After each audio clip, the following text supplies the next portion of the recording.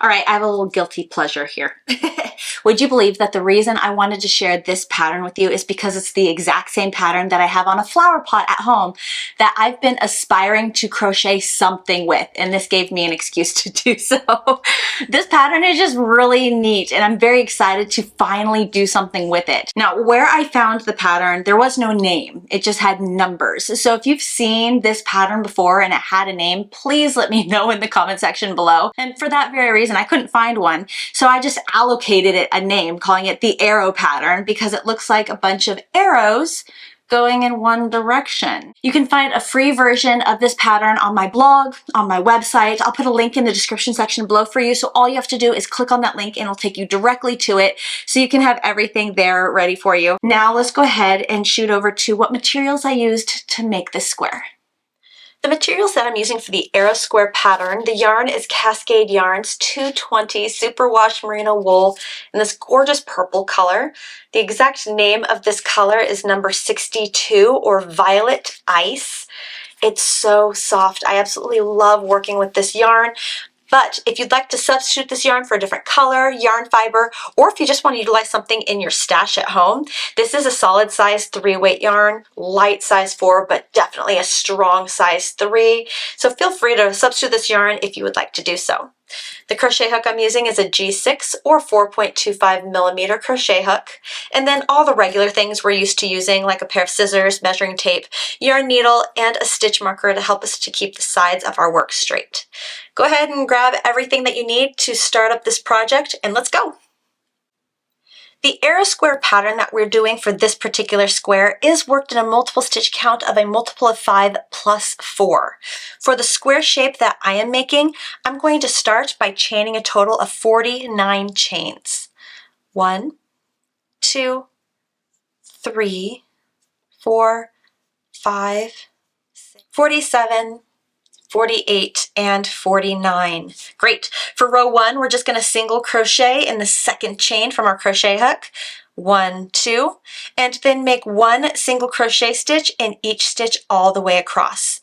That's it. Go ahead and finish row 1, and I'll meet you at the end to show you what we do different for row 2.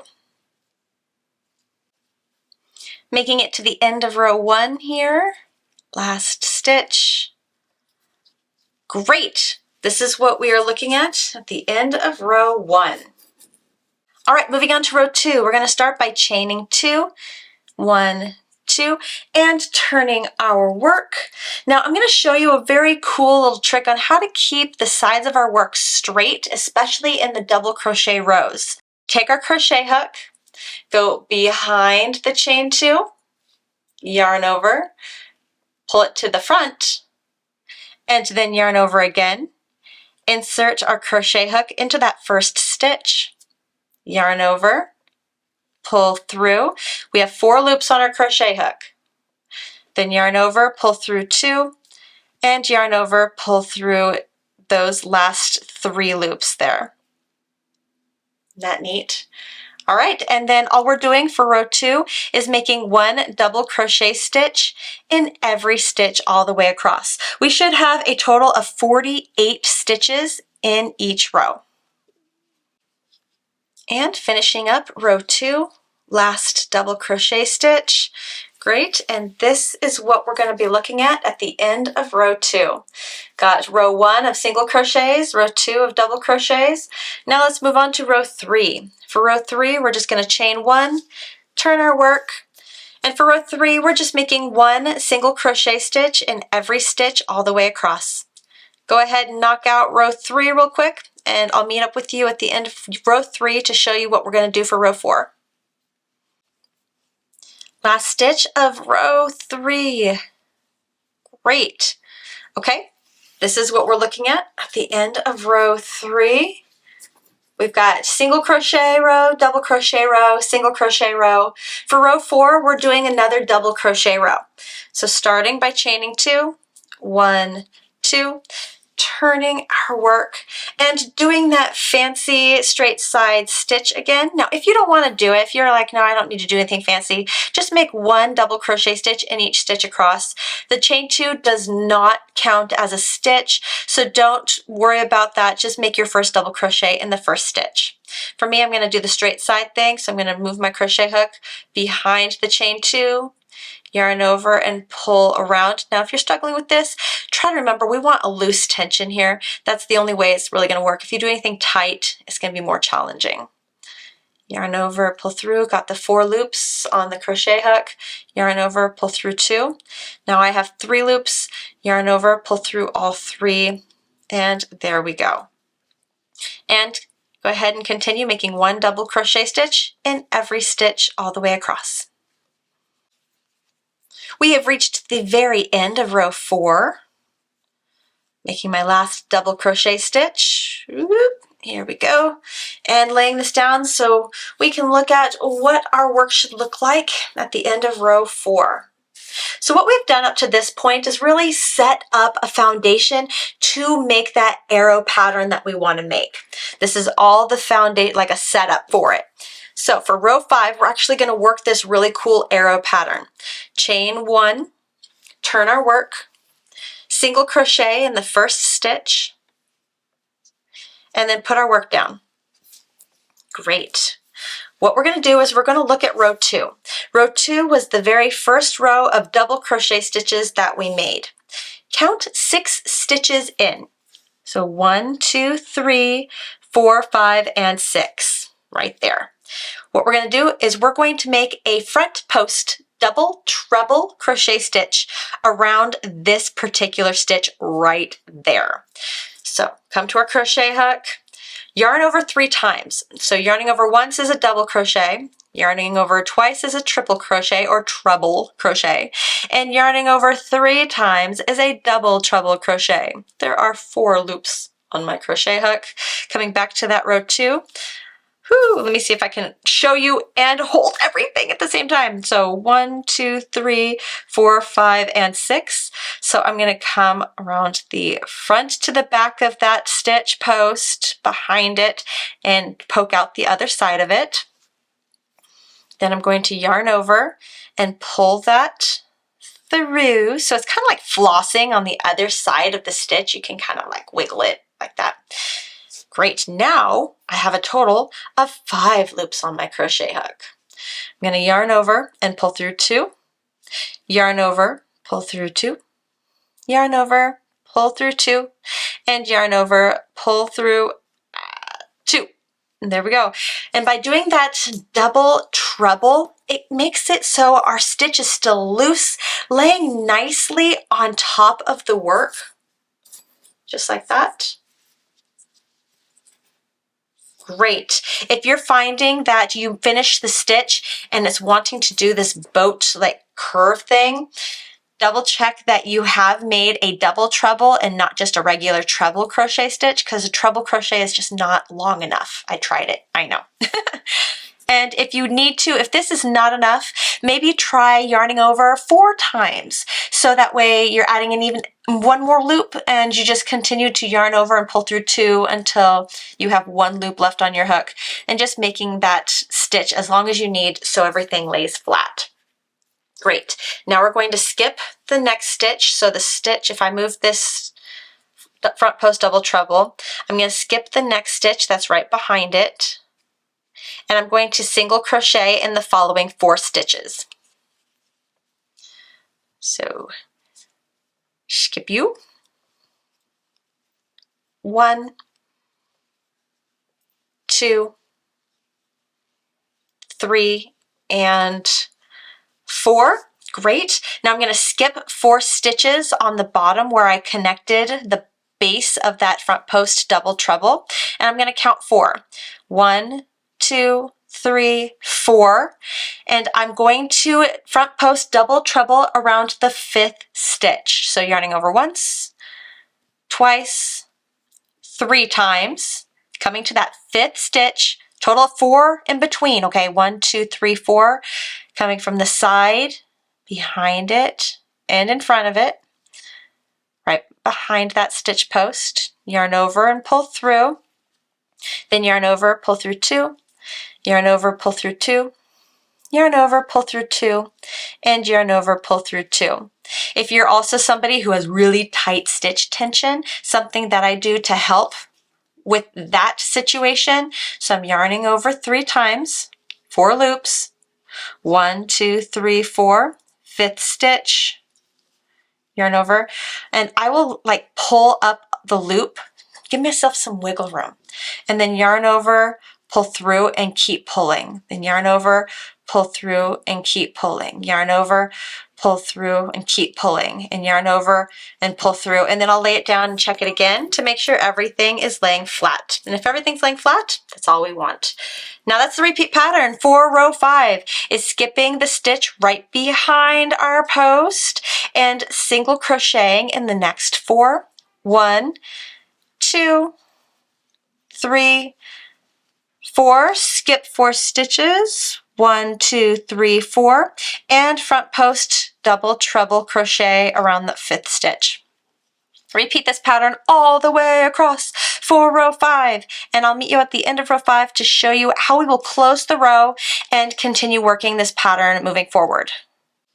1, 2, 3, 1, 2, 3, 4, 5th post, 1, 2, 3, 4, skip that next stitch, and what we're going to do is we're going to single crochet in the last 6 stitches. So 1, 2, 3, 4, 5, and 6. Great! All right, so this is the end of row 5. We see those awesome slants, or the bottom part to the arrow. Really, really neat. All right, so I'm going to tell you the speed round for the next 3 rows. Row 6 is a double crochet row. 1 double crochet in each stitch across. Row 7 is a single crochet row. 1 single crochet in each stitch across. Row 8 is a double crochet row. 1 double crochet stitch in each stitch across.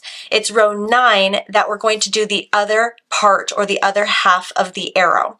So I'm going to go ahead and get you started here on row 6 just to kind of get you going, but you should know next row all double crochets followed by single crochets followed by double crochets. Chaining 2, turning our work. Oh, I lost it. Doing that fancy straight side thing, going around, yarning over, pulling it back to the front. Got 2 loops on my hook, then I'm yarning over, inserting my crochet hook into that first stitch, yarn over, pull through, got 4 loops on my crochet hook, yarn over, pull through 2, yarn over, pull through 2. For those of you who just need a little extra help, let me finish row 6 and then I'll get you started row 7 and started on row 8. 1 double crochet in each stitch across. End of row 6. And setting it down. What we'll be looking at, every even row, it looks like we're going to be looking at the back of the work. Row 7, chain 1, single crochet in each stitch all the way across. That's it. Finishing row 7, remembering that there are 48 stitches in every single row. Here's what we're looking at. Row 8, we're going to double crochet in every single stitch all the way across. So starting with a chain 2, turning our work, making that fancy straight side thing, yarn over,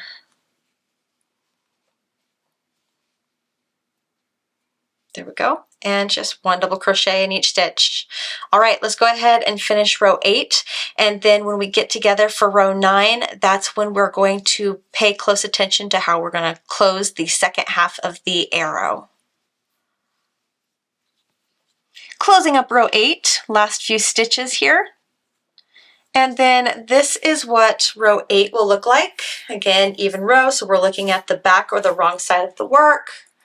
Now let's go ahead and move on to row 9 and finish off that arrow. So chain 1 and turn our work. We're going to start row 9 by making 1 single crochet stitch in the first 6 stitches. So we got 1, 2, 3, 4, 5, and 6. Great. So what this is going to do is it's going to set us up behind the slants, and that's good because we want to do a reverse slant right here. We're going to look at row 6. So row 6 is the first double crochet row after our first slants and the second stitch in. So 1, 2. That stitch is where we're going to front post double treble around. All right. So we're going to yarn over 3 times. 1, 2, and 3. This time we're going to come at that stitch from what's closest to us, so the side that's closest to us, and then behind it and pop forward. This is going to be important, you'll see why. Bring our yarn over, pull through, yarn over, pull through 2, yarn over, pull through 2, yarn over, pull through 2, yarn over, pull through 2. By coming at that stitch from this side, it helps us to pull in the direction we want it to. So we have that really nice pointed arrow. If I was to go behind it on this side, then it kind of does this interesting like pull over, and it doesn't look quite the same. All right, so we are going to skip the next stitch on our working row and single crochet in the next 4 stitches. 1, 2, 3, and 4. There we go. Great. And then skip 4 stitches on row 6. So 1, 2, 3, 4. In the 5th stitch, the front post double treble, coming from the close side closest to us and behind it. And then I'll go ahead and just rotate my work so it's easier for me to yarn over and pull through all the stitches.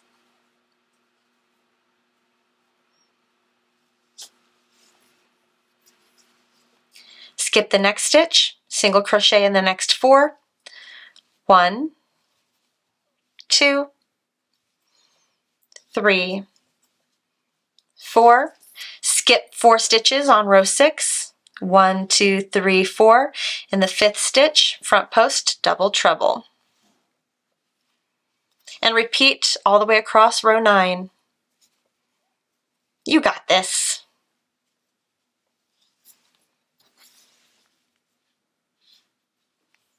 Skip, single crochet in the next 4. 1, 2, 3, 4. Double treble, front post, 1, 2, 3, 4 in the 5th stitch. Here's the last front post double treble crochet. Great. Skip the next stitch and single crochet in the very last stitch to close row 9. And that's what we're looking at. We finally finished that beautiful arrow. Isn't that cool? Oh my goodness. Very, very neat. All right, for the rest of this particular pattern, all you're doing is repeating rows 2 through 9. That's it. So next row would be a double crochet, then single crochet, double crochet, arrow. Double, single, double, arrow. Double, single, double, arrow. That's just kind of like the repeat pattern to get you in the groove, the rhythm of it. And then just focus on making all of your front post double treble crochet stitches in the very first row of double crochets that you make for that repeat. That's it. We're going to go ahead and repeat rows 2 through 9 through the end of row 37 and then stop for the square. But if you would like to take this pattern and make another project with it entirely, like another blanket project, I actually helped you out by making a whole chart, including multiple different blanket sizes and dimensions, letting you know how many chains you will need to chain, how many stitches will be in every row, how many rows you're going to need to make, and approximately how much yarn you're going to need to have before beginning your project to make whatever size blanket that you want to make. I have some tips for you on ways that you could finish this blanket if you just use the stitch alone. Some things that I think will really make it pop. Go with a very simple plain border with this particular stitch. We really want everyone to look at what's going on with these arrows. So having something just frame the project is going to be great, whether that is a single crochet border or a double crochet border, because we're using those 2 stitches in the pattern.